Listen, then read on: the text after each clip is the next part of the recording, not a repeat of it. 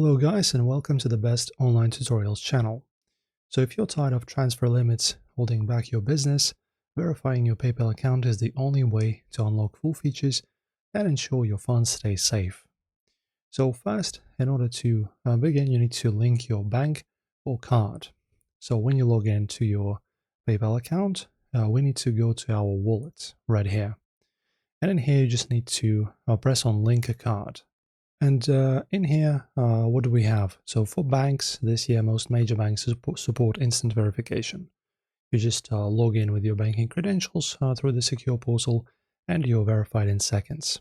And for cards, link your debit or credit card, and PayPal will place a small temporary charge, usually around $195, with a 4-digit code on your statement.